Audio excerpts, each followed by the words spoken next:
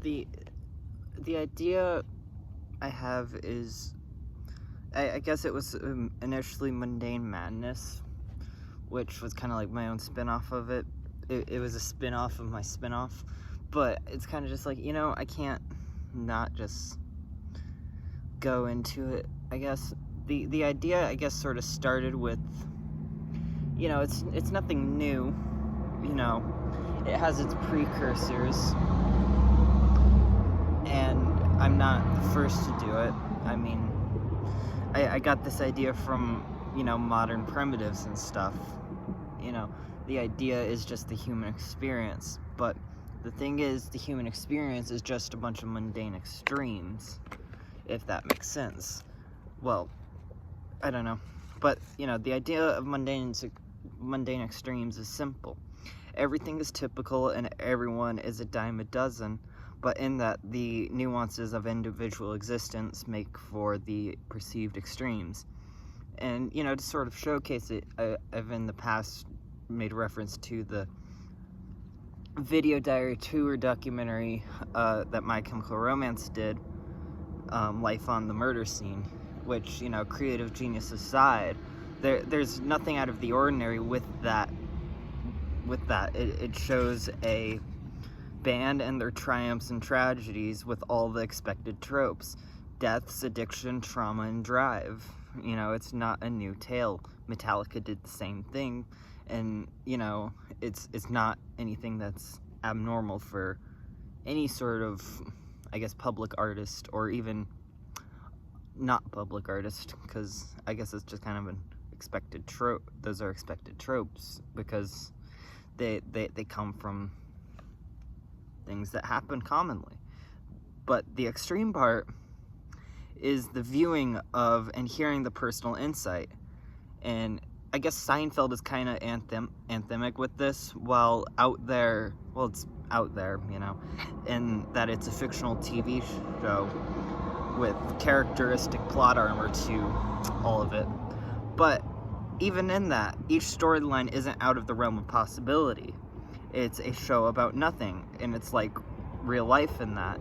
Because at the end of the day, to take from Camus and add to that concept, as no matter the perspective, life is basically meaningless, but makes it interesting in that it's a bunch of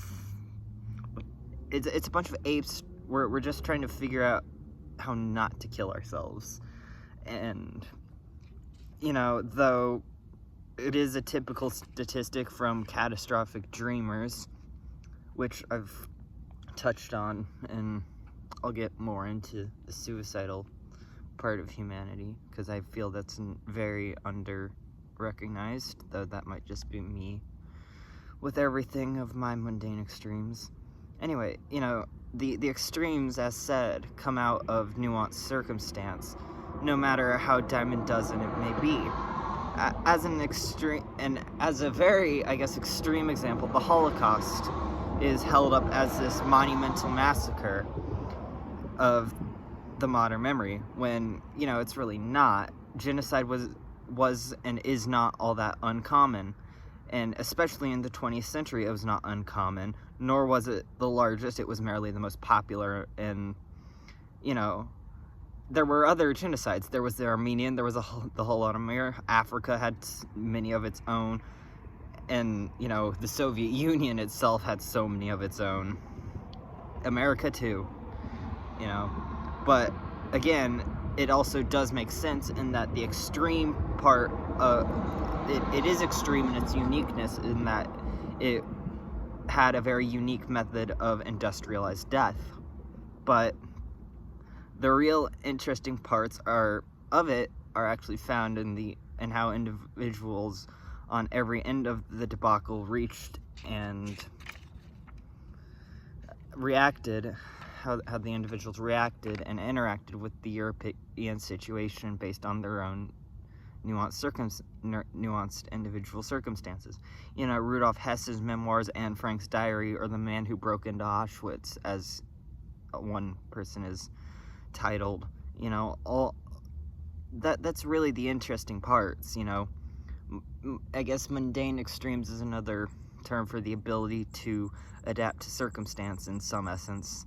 And though it can also be seen in movies like Clerks or Empire Records, you know, just the everyday oddities that are just, you know, they're just there, you don't even think about it, you know, like those movies portray such a natural flow of things that, you know, I've worked in a fucking gas station. That movie is so accurate to a convenience store from what I, you know, from, you know, my own Mundane Extremes. You know, I'm losing, I write everything down beforehand. Anyway, but I guess in some sense my idea of this is all very much made up from those different spheres of influence and experience and extremes. But, you know, because I'm not the first or the last, but I really just want the human, I want to understand how people understand and perceive things, because how else am I supposed to fuck with that? You know? And I guess it's not really fucking with it, because really, you know, I guess I'm just, it's both for external and internal fuckery. So